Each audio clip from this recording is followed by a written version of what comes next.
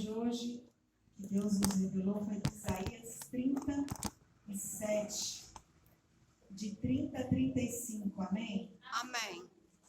Nós estamos na campanha da colheita e eu pedi para Deus uma palavra referente a essa campanha da colheita.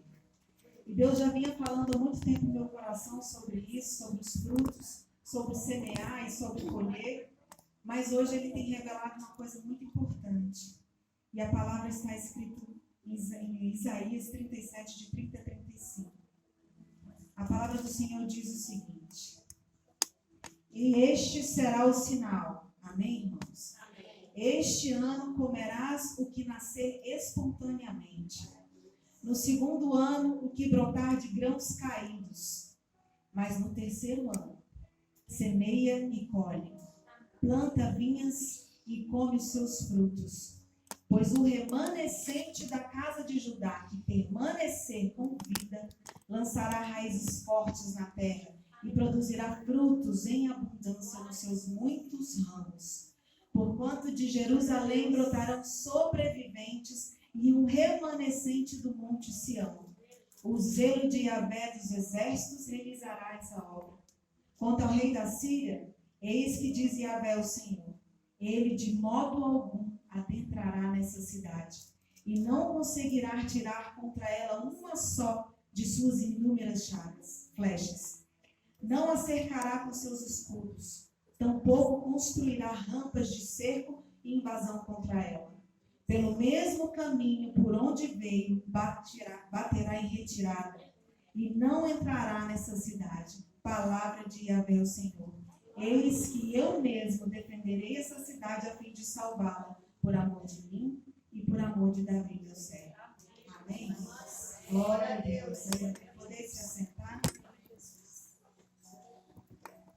Essa palavra é uma palavra poderosa que Deus me deu, e ele fala a respeito tanto da colheita, tanto como do semear, como do colher, mas sobretudo ele tem falado comigo sobre os remanescentes. Aqueles que vão restar. A palavra do Senhor em muitos capítulos, em muitos versículos fala: será que quando eu voltar restará algum fiel? Será que quando eu voltar, será que quando eu manifestar todo o meu poder e toda a glória, a minha vingança, o meu juízo, restará alguém nessa terra de viventes? Restará alguém fiel? Alguém que ainda siga o meu nome, alguém ainda que invoque meu nome? Alguém ainda que me obedeça? Alguém ainda que me ame diante de tantas adversidades que nós temos passado todos os dias? Então Deus me deu essa palavra sobre os remanescentes, porque o remanescente da casa de Judá, que permanecer com vida, este lançará raízes fortes na terra, amém? E produzirá frutos em abundância nos seus muitos ramos. Essa história é uma história muito interessante, e ela começa lá em Isaías 36. Não sei se vocês conhecem essa história, mas Isaías foi um profeta que profetizou coisas 700 anos antes da vinda de Cristo. E ele foi um profeta tão importante que ele é chamado dos grandes profetas. E é tão importante que Deus, lá em Mateus 4, quando Jesus foi tentado no deserto, depois de jejuar 40 dias e 40 noites, quais são as escrituras que o próprio Jesus menciona? Isaías. Então esse foi o profeta que primeiro declarou quem era. Há 700 anos antes de Jesus nascer, ele afirmou quem era o Messias. E com muitos detalhes. Ele havia falado que ia nascer de Nazaré, de uma virgem, que ia nascer numa manjedoura, num lugar pobre, um homem que sem muitas dores. Depois ele profetizou sobre a morte de Jesus, a morte de cruz. Então, há 700 anos, irmãos, um homem com o poder de Deus profetizou essas coisas. E esse mesmo homem, diz a palavra, profetizou sobre os fins dos tempos. Eu costumo dizer, se não tivesse a Bíblia, se não tivesse nada, só tivesse o livro de Isaías, ele seria suficiente para dizer quem é Jesus, quem é o Messias e o que há de acontecer no fim dos tempos. Porque Deus, a visão que Deus deu a Isaías foi do final. É como se Isaías tivesse ido para o final e tivesse olhado para trás. E por isso que a gente vai ver muitas coisas que ele menciona, tanto no futuro como no passado. Coisas que aconteceram, mas coisas que irão acontecer. E essa palavra aconteceu, mas ele também coloca verbos no futuro, como que ela realmente fosse acontecer de novo no futuro. E ela acontecer, porque os remanescentes fazem parte do Apocalipse, da revelação de Deus. Mas eu queria explicar para vocês que essa história começa em Isaías 36. Não sei se vocês conhecem, mas é a história de Senaqueribe, quando ele invade Judá.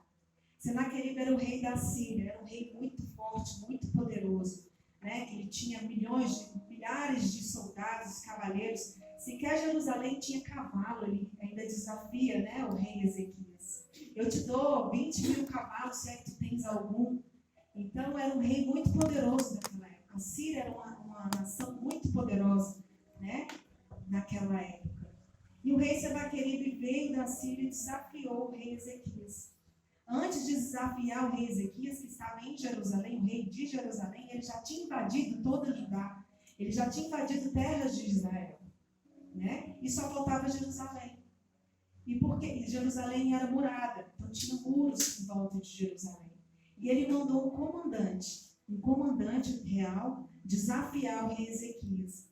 E lá em Isaías 36 fala assim, que então o comandante do campo do rei Senaqueribe questionou a Ezequias.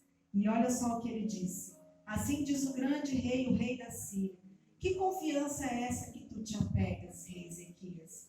Digo, teu conselho e poder para a guerra são palavras vazias, sem sentido. Em quem confias para te rebelares contra mim?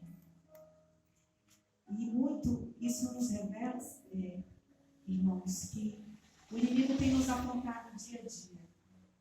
Mas não tem só afrontado a nós, que somos filhos do Senhor. Sobretudo, antes mesmo, ele tem afrontado ao Deus de Israel. Como esse comandante disse aqui para Ezequias, que confiança é essa que te apegas? Em quem confia para te rebelares contra mim? Em várias passagens ele fala sobre o próprio Deus. E ele tenta desacreditar o Senhor dos Exércitos.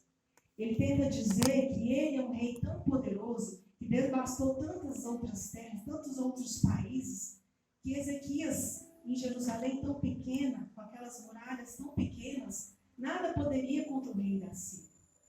E o que Deus tem falado ao meu coração a respeito dessa afronta? Que assim como Ezequias foi afrontado naquela época pelo grande rei Senaqueribe, assim nós, irmãos, estamos sendo afrontados dia a dia pelo inimigo. Seja por dores, seja por doenças, seja por dificuldades financeiras, dificuldades no trabalho, né, dificuldades nos relacionamentos, seja por qualquer tipo de dificuldade. E isso vem nos dizer que nós devemos ter confiança no Senhor. Porque o inimigo a todo tempo vem dizendo, que confiança é essa que te apegas? Em que confias para rebelares contra mim? O inimigo acha que ele é dono do mundo, e ele até é, né? O mundo jaz no maligno, diz as Escrituras.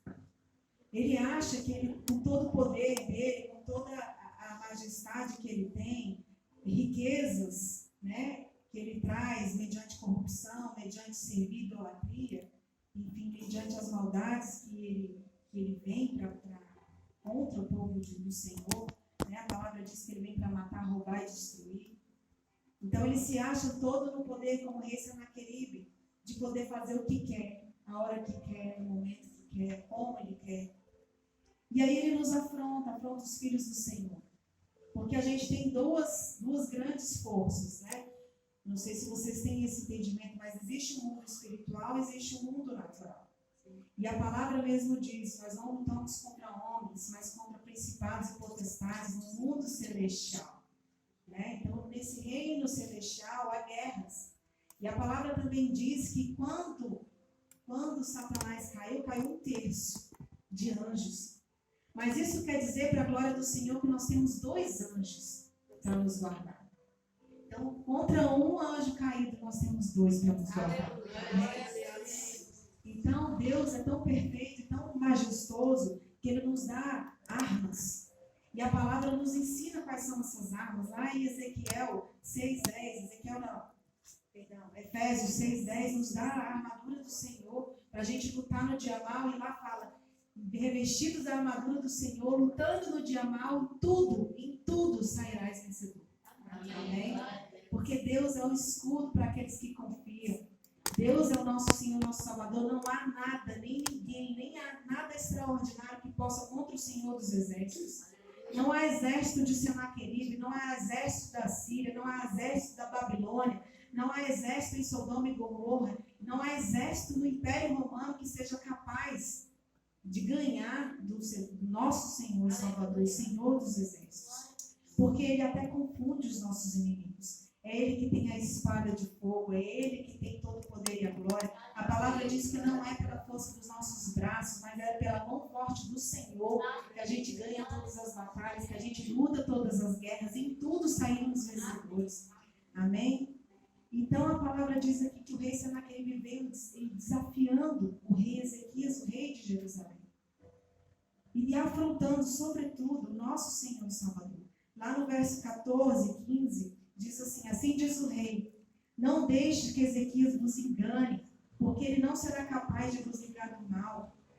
Além de ter afrontado o rei de Ezequias, o rei de Jerusalém, né, o servo do Senhor, ele começou a afrontar o povo de Israel, querendo desacreditar o próprio Isaías, que era o servo do Senhor, o rei daquela nação.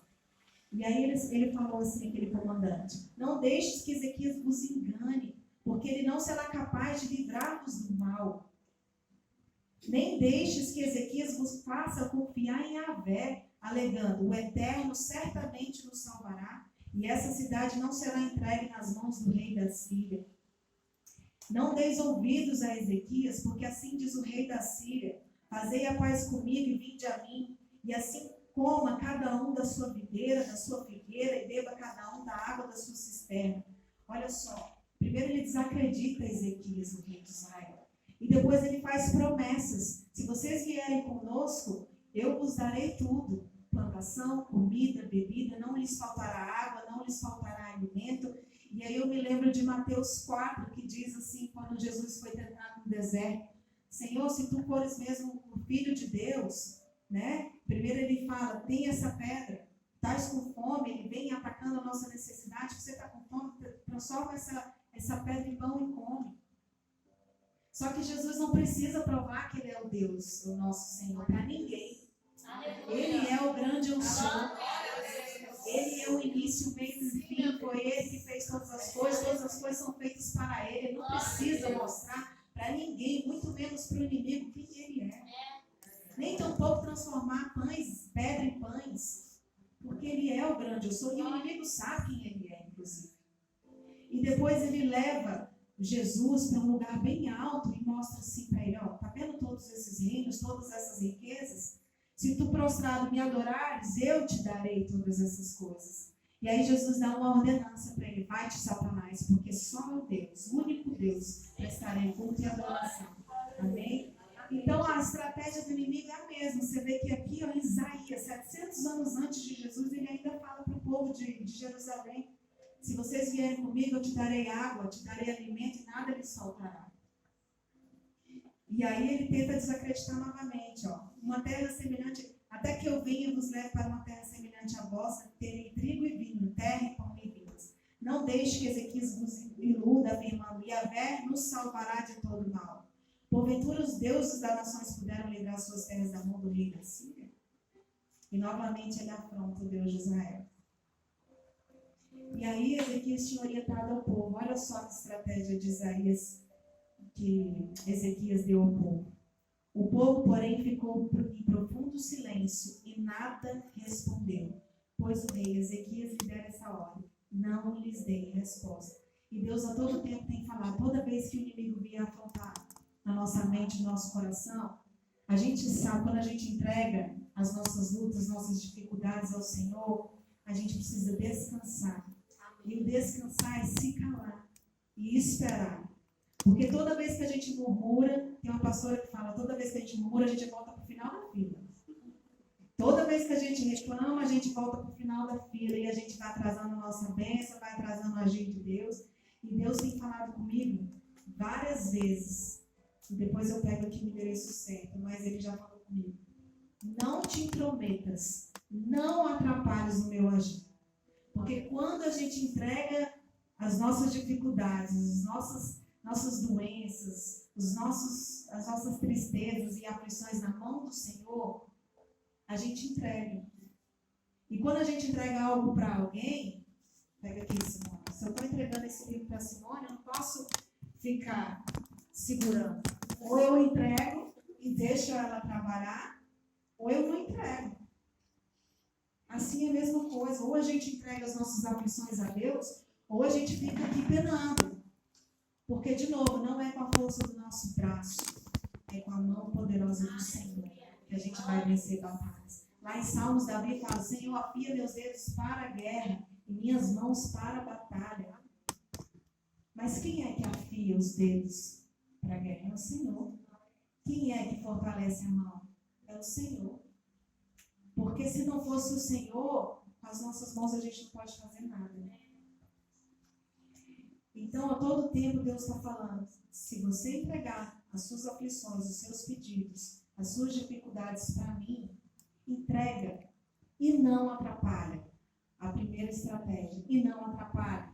Cala-te, segundo o rei Ezequias ordenou para aquele povo. Cala-te, não dê resposta ao inimigo. Porque mesmo Jesus já ensinou, não se conversa com o inimigo.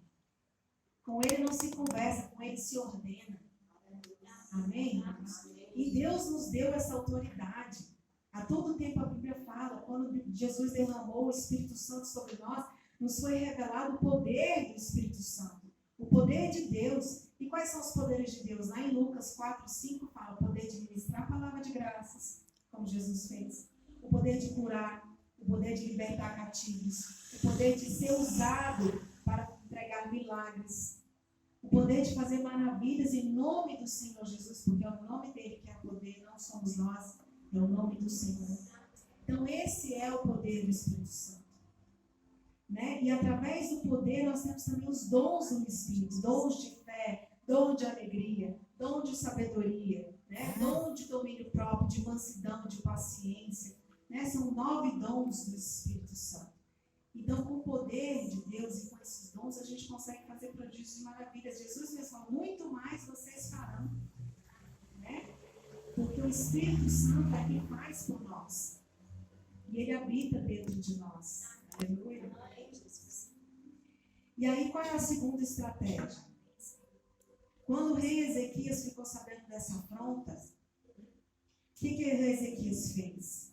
Lá em Isaías 37, no início. Assim que o rei Ezequias tomou conhecimento disso, ele rasgou as suas vestes e cobriu-se de pano de saco em sinal de indignação e dirigiu-se ao templo de Yahvé, o Senhor.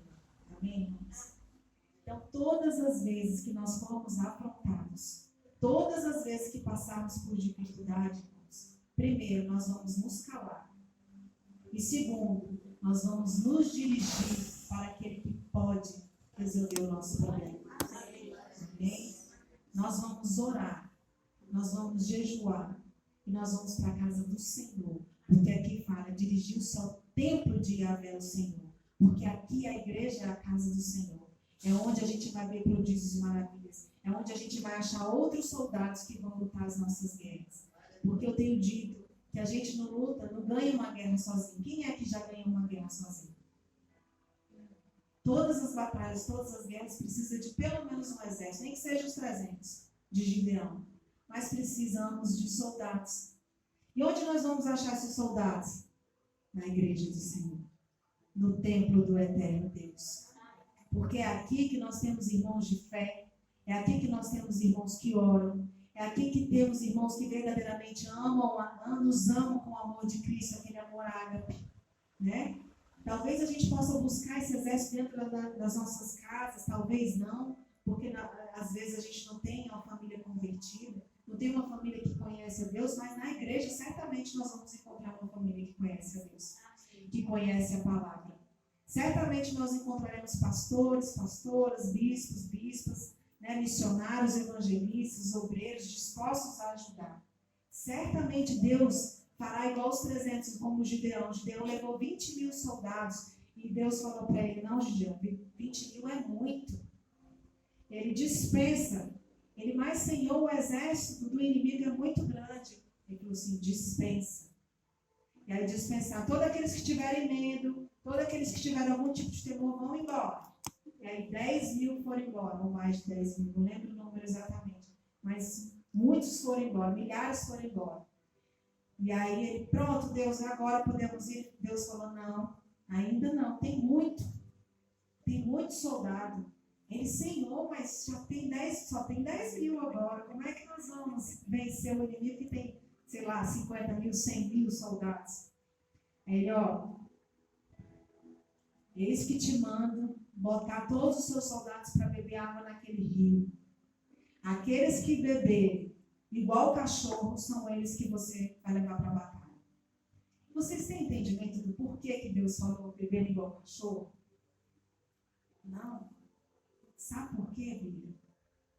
Porque o soldado naquela época, ele tinha um escudo. Meu marido fala que o escudo ficava na mão esquerda. Um escudo aqui. Ele tinha uma espada aqui, na mão direita.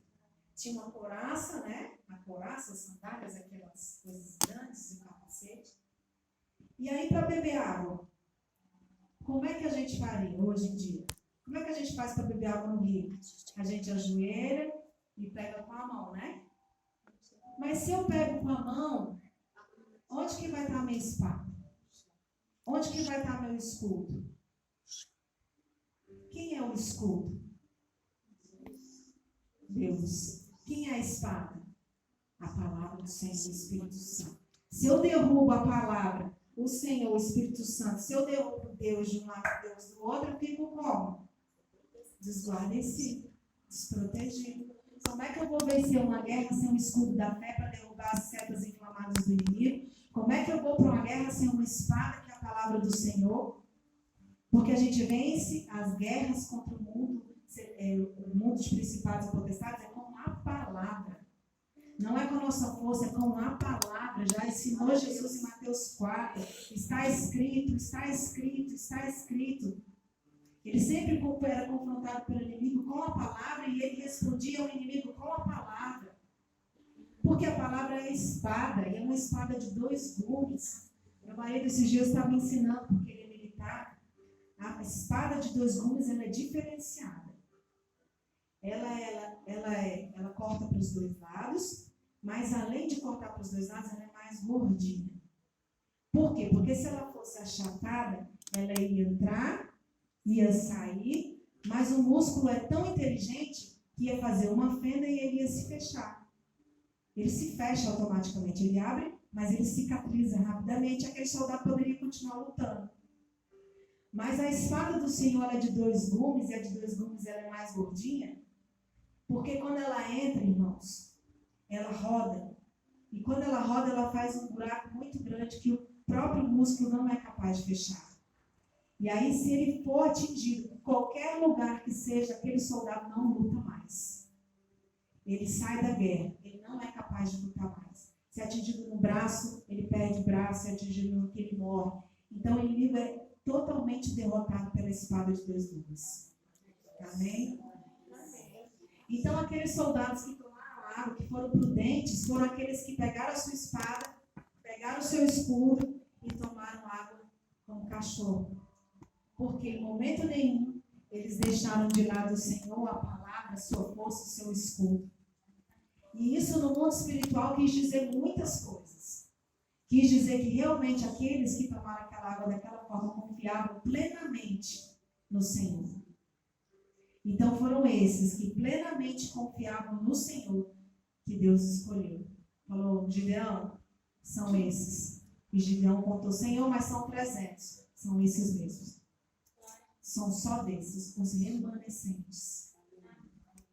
Vocês perceberam, irmãos, que os remanescentes são aqueles que verdadeiramente foram forjados na palavra, forjados no fogo, e são aqueles que realmente permanecem firmes em fé na palavra do Senhor, confiantes que Deus, de qualquer jeito, independente do número do exército inimigo, eles vão ali confiar cegamente, 100% no Senhor.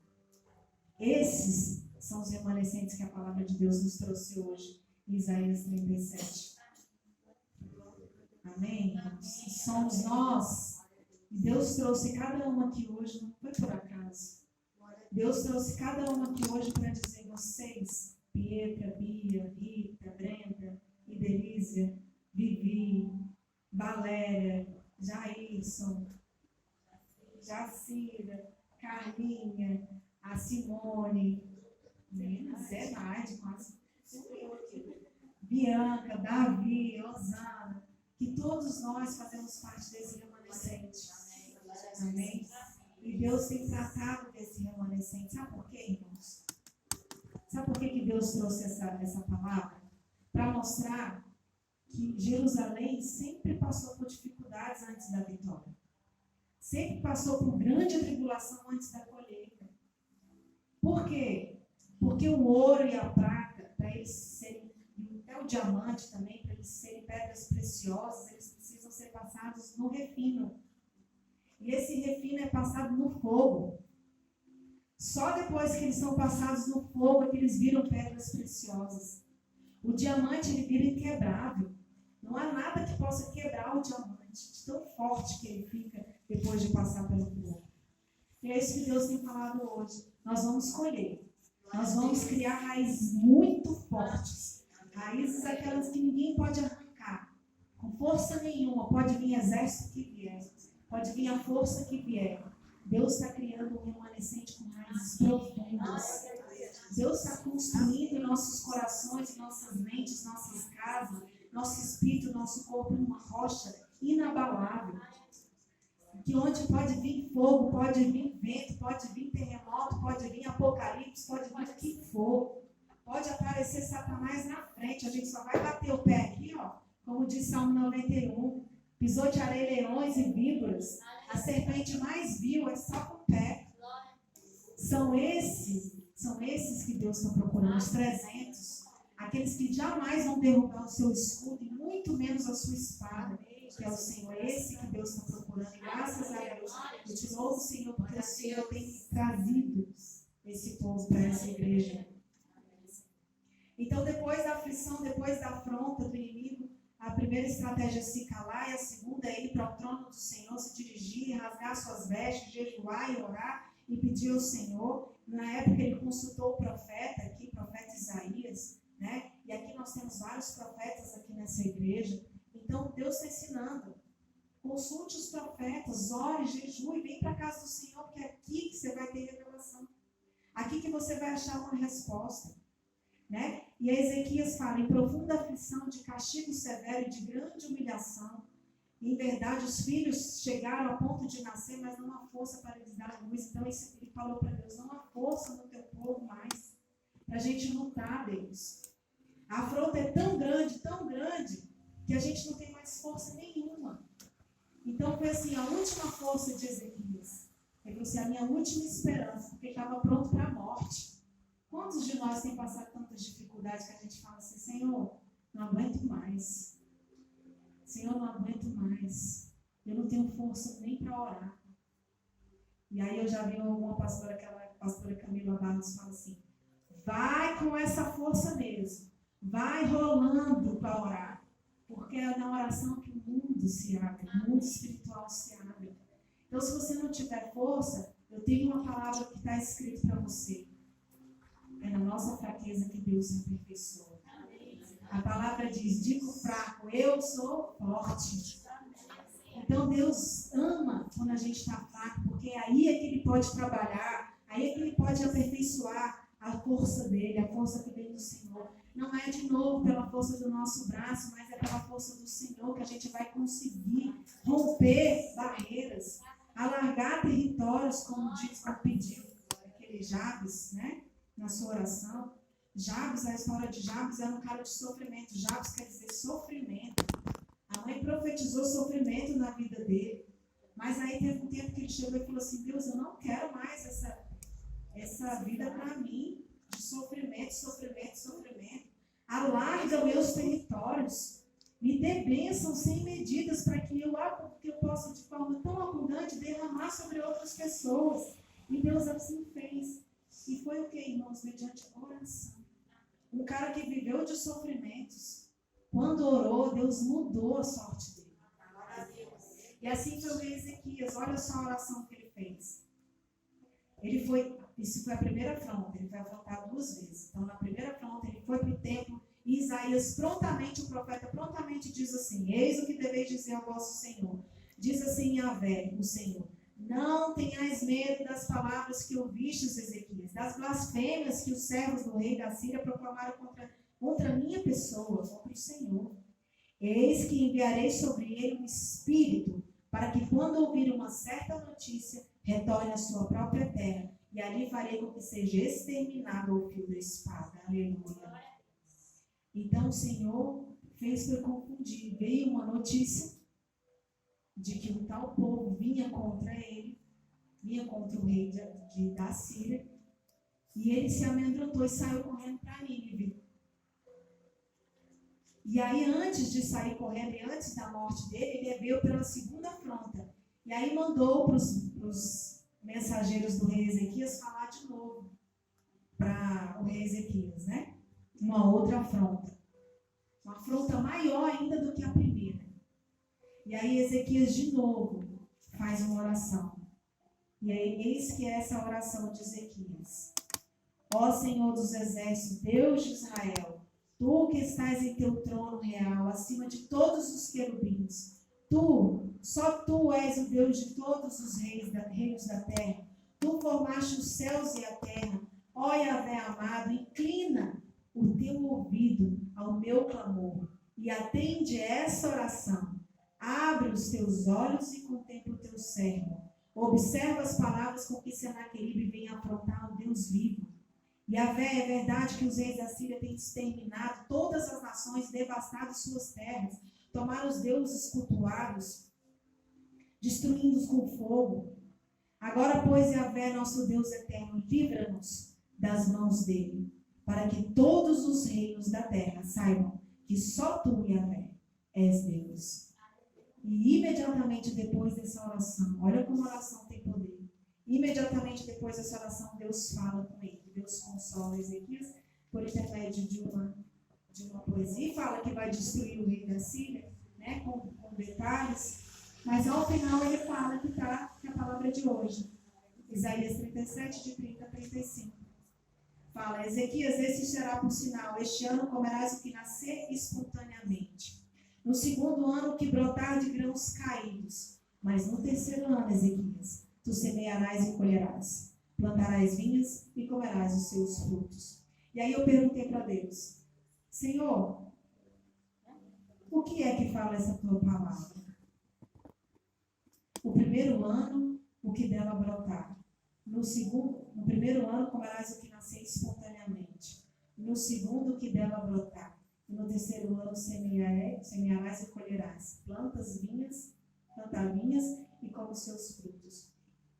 E aí Deus me esclareceu o seguinte: Deus me deu o entendimento de que naquela época toda Judá já tinha sido arrasada.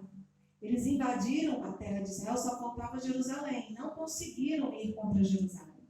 Jerusalém é muito pequena. Então aquela terra que foi devastada, ela não tinha mais plantação. E por causa da guerra, por causa das afrontas, por causa do medo, do temor do rei da Síria vir contra Jerusalém, eles não saíram livres e felizes para plantar, para semear. Estavam todos morrendo de medo, de aflição, de morrerem naqueles dias. Então eles não tiveram tempo para plantar. E aí Deus vem falando assim: primeiro ano, Deus é tão bom, que Deus no primeiro ano fala: eu vou livrar vocês. Eu vou livrar vocês da afronta dos seus inimigos. E vocês ainda comerão o que nascer espontaneamente, sem precisar semear, sem precisar plantar. Porque Deus é tão poderoso que Ele sabia que os filhos dele estavam passando dificuldade, estavam em aflição. Como é que a gente vai plantar com aflito? Como é que a gente vai semear morrendo de medo? Tem como fazer isso, irmãos? Tem como eu te levar uma palavra de força, se eu mesmo não tenho força nenhuma nem para me levantar? Se eu mesmo não sou curada, né? As meninas até falaram essa semana, eu tenho que estar curada para curar, para levar a cura. Então, no meio da minha aflição, como que eu vou plantar? Mas Deus é tão bom que Ele manda o maná do céu. Ele não deixa os seus desamparados em momento nenhum. muito menos no momento de aflição. Então ele está falando aqui, ó, te acalma, Jerusalém, porque vocês estão aflitos, eu entendo vocês. Vocês vão tirar um ano sabático, só descansa. Só descansa. E vocês vão comer o que nascer espontaneamente, porque eu é que vou lhes dar. Amém? Então é Deus que está fazendo no meio das nossas aflições. Tenham calma. Descansem. Descansem. Porque Deus está trabalhando. Deus está fazendo por nós. Ele não vai deixar nós passarmos fome, passarmos dificuldade. Vai vir pouco? Vai vir pouco. Mas vai vir o necessário. Vai vir o necessário para a gente não perecer. Então, no meio das nossas aflições, a gente não está conseguindo trabalhar, Deus vai trazer pessoas para te ajudar. Deus vai trazer provisões, doações. Se você está passando dificuldade no casamento, Deus vai trazer alguém para te dar uma palavra. Filha, eu também passei igual. E eu estou aqui, ó, vivinha, venci. Aconteceu comigo. Então, não se aflige, não é questão de tempo, vai passar. Descansa. Descansa. Nada vai te faltar. Pode ser pouco, mas nada vai faltar. E aí vem o Senhor Deus e fala, no segundo ano, você vai colher o que brotar dos grãos caídos. Deus é tão bom que aquilo que sobrou, eles comeram, mas Deus me deu um entendimento assim, quando a gente tem uma mangueira, a gente consegue pegar todas as mangas por nós mesmos, a gente consegue pegar o que está ali mais próximo, né? Ficam aqueles frutos lá do alto. E aqueles frutos lá do alto são esses que vão cair na terra e vão germinar. Olha só o que Deus me deu de entendimento.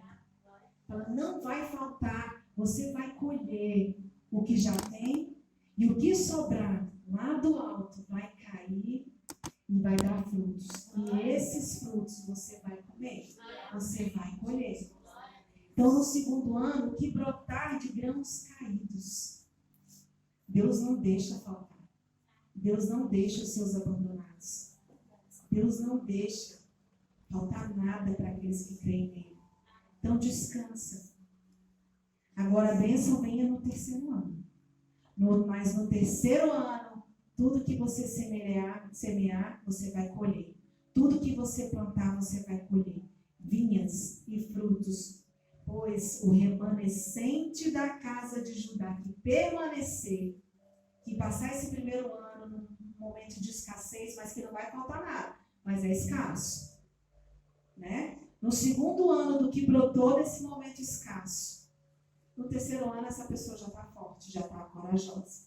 Se ela perseverou no primeiro, no segundo, no terceiro, ela já ficou raízes, e assim diz a palavra. Pois o remanescente da casa de Judá que permanecer com vida, lançará raízes fortes na terra que produzirá frutos, e frutos em abundância, nos seus muitos ramos. Amém, irmãos? Glória a Deus, é tão bom, né? Eu não sei se a palavra vai ser 1 ano, 2 anos, exatamente, porque o tempo de Deus e o nosso tempo não são os mesmos tempos. Mas o que Deus quer dizer é que na sua aflição, Ele está te sustentando. Descansa. Nada vai te faltar. Descansa. Pode ser escasso, mas nada vai faltar. No segundo momento, você ainda vai plantar do que veio lá de cima, do que caiu. Porque às vezes a gente plantou também lá atrás. Às vezes a gente semeou lá atrás. E tem plantas que florescem com 1 ano, 2 anos, 3 anos, 4 anos. Cada tipo de plantação tem seu tempo. Tem aquela que dá em 3 meses, por exemplo, o milho. Meu irmão é nutricionista, ele planta agrofloresta, então ele sabe o tempo de quase todas as plantas. Aí ele planta conforme o tempo, o ciclo de cada um. Então o milho tem 3 meses, mas, por exemplo, não sei, a manga tem 1 ano, 2 anos e 3 anos. Cada plantação, cada planta tem seu tempo de dar seus frutos. Então, às vezes a gente plantou 1 ano, 2 anos, 10 anos, 20 anos para trás, e a gente vai continuar colhendo. Por quê? Porque lá em Lucas, lá em João 15, 16, que fala da videira verdadeira, né? 15, o Senhor fala, aquele que dá frutos, ele vem, poda, limpa, para que dê mais frutos ainda, né? E assim Deus vai fazendo. Tem flores que florescem uma vez no ano. Por exemplo, a orquídea. A minha orquídea, ela fica mortinha lá, sequinha, mas quando dá o segundo semestre, nasce uma flor. Todo ano, uma vez no ano, ela nasce.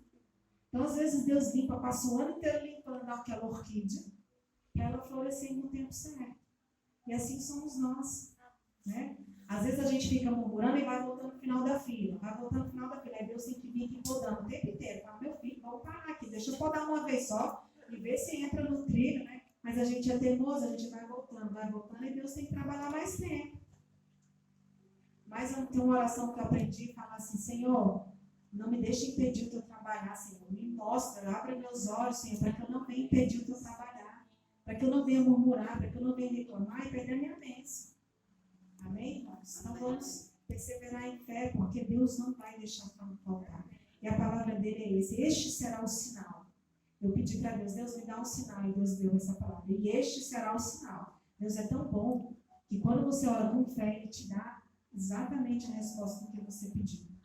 Eu pedi, Deus me dá um sinal. E a palavra diz, e este será o sinal. Que eu estarei contigo. E esses remanescentes lançarão raízes fortes. E olha só o que Deus falou logo em seguida. Ele fala, filhos, vocês vão ser enraizados. No tempo do fogo, não temam, porque eu estou trabalhando. E é um processo que vocês precisam vencer. Aquele que passar pelo processo, passar pelo fogo, passar pela prova, ele vai ser o quê? Aprovado. Eu costumo falar para minha filha, o professor, quando ele lança uma prova, ele quer que o aluno seja reprovado? Não. Ele quer que o aluno seja aprovado. Mas ele precisa saber se aquele aluno consegue entender o que foi ensinado. Se ele teve entendimento do que foi ensinado. E assim Deus é conosco. Ele ensina todo dia uma palavra. Mas ele pega, filho, vamos fazer o seguinte. Vamos viver o que você prega? Vamos ver se você sabe viver essa palavra? E aí ele te passa por aquela experiência para que você seja aprovado. Mas quando você é aprovado, irmãos, ele te dá autoridade, ele te dá o diploma. E quando ele te dá o diploma, aí acabou-se. Não há principado, não há potestade, não há humano, nem ninguém que possa contra o seu caminhar. Então, se você está passando dificuldades no trabalho, espera, coloca nas mãos do Senhor. Ele vai te sustentar lá. Porque quando você for aprovado, você vai chegar aqui na igreja testemunhando, ó, minha gente, resiliência. Eu já lidei com monstro, demônio, satanás em forma de gente, e é assim que tem que lidar. Porque a palavra diz, os humilhados serão exaltados. Eu já passei por isso. Eu já passei por isso várias vezes, inclusive.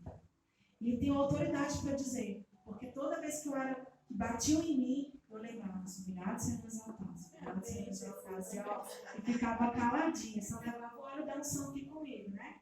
E orando caladinho, onde o povo passava, Senhor, manda esse povo. Derrota os meus inimigos, Senhor, me dá entendimento, me dá sabedoria. Mas eu sempre lembrava os humilhados serão exaltados, até o dia que Deus me exaltou. Até o dia que Deus dissipou todos os meus inimigos, não sobrou um. E eu caladinha. Isso para dizer realmente que foi Deus que fez, não fui eu, porque eu não disse nada. Eu não afrontei ninguém, eu não fui atrás de ninguém, eu não humilhei ninguém, eu não falei mal de ninguém, só fiquei calado. E isso eu tenho um testemunho que Deus foi trabalhando na minha vida. Foi Deus que me tirou lá de uma auxiliar para me colocar como uma coordenadora nacional, coordenando todos os advogados do Brasil inteiro da indústria da construção. Como pode? Deus exaltou os humilhados. Os humilhados serão exaltados. Está escrito, a palavra de Deus é verdadeira. Então Deus me deu autoridade para falar no trabalho. Se você está passando dificuldade, doença, e você orou, jejuou, pediu a cura e Deus te curou, você tem autoridade de falar, ó, no nome do Senhor, você tem a cura. Você tem autoridade para impor as mãos e a pessoa ser curada. Se você já lutou com Satanás na tua frente, tu viu ele, ó, lutou contra ele, você venceu essa guerra, você tem autoridade para expulsar demônios. Então é isso que Deus está falando, Ele está trazendo os remanescentes, Ele está forjando no fogo para dizer, ó, aqui eu tenho vários generais, né? Nós temos vários líderes, né, comandados por um único Senhor dos Exércitos. E a eles eu dou autoridade. Para você vai para o sul, para você vai para o norte, para você para o leste ou oeste, onde quer que ele nos coloque, nós vamos ter autoridade para falar em nome do Senhor Jesus. Amém? E olha só o que ele fala para terminar a palavra. Quando o rei da Síria, no 32, fala, porquanto de Jerusalém brotaram sobreviventes e um remanescente do Monte Sião. E olha só, o zelo de Yahvé dos exércitos realizará essa obra. É o zelo que ele tem por nós que realiza essa obra. É com a mão do Senhor, o zelo do Senhor que nos faz passar por esse processo, por essas chamas, né? Por esse fogo. Assim como passou aqueles três, né? Os três de Nabucodonosor, como é que é o nome? Sadraque, Mesaque e Abednego. Então, quando, 33, quanto ao rei da Síria, eis que diz Yahvé, o Senhor, ele de modo algum adentrará nessa cidade e não conseguirá atirar contra ela uma só de suas inúmeras flechas. O que diz lá em Efésios 6,10? A escudo da fé para derrubar todas as flechas inflamadas do inimigo. Aquele remanescente que sobrar, Deus está falando, ó, não adianta, flecha nenhuma vai contra ti. Inimigo nenhum, pode ser Senaqueribe, pode ser Nabucodonosor, pode ser quem for, pode ser o principado, pode ser a potestade que for. Nenhum conseguirá tirar uma flecha sequer contra ti. Não te cercará com os escudos, tampouco construirá rampas de cerco e invadirão essa cidade. O que ele está dizendo? Naquela época tinha muralha, então nem por cima, nem por baixo, nem por flecha, de modo algum o inimigo conseguirá atingir a tua tenda, a tua casa, a tua alma, o teu espírito. Porque os seus raízes estão tão fortes e Deus é o seu escudo, a sua cidadela, é Ele que te protege, que de jeito nenhum, Ele fala, de modo algum adentrará na tua casa, na tua cidade. E olha só no 34 e 35, pelo mesmo caminho por onde veio, baterá em retirada. Em nome de Jesus, não o inimigo do caminho que ele veio, nesse remanescente ele vai bater em retirada. E não entrará de forma alguma nessa cidade a palavra do Senhor. Eis que eu mesmo defenderei essa cidade a fim de salvá-la por amor de mim e por amor de Davi, meu servo. Amém, irmãos? Então é por amor dele mesmo, por amor do próprio nome do Senhor, por amor da palavra dele que é verdadeira. Ele é o Deus, é o mesmo Deus de ontem, de hoje, de sempre. O que aconteceu antigamente, ele faz cumprir de novo.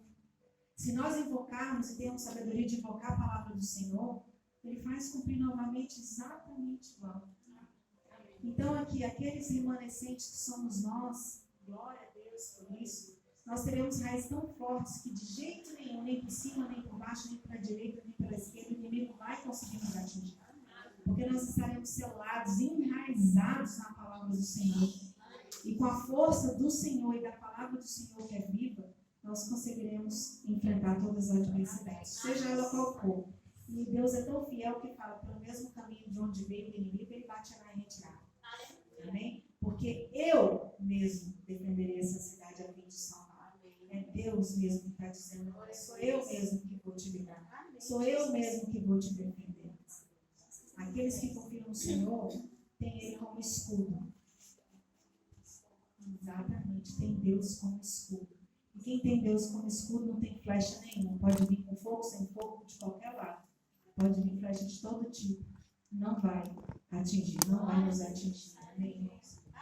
Então, é essa palavra que Deus pediu para eu entregar a vocês hoje.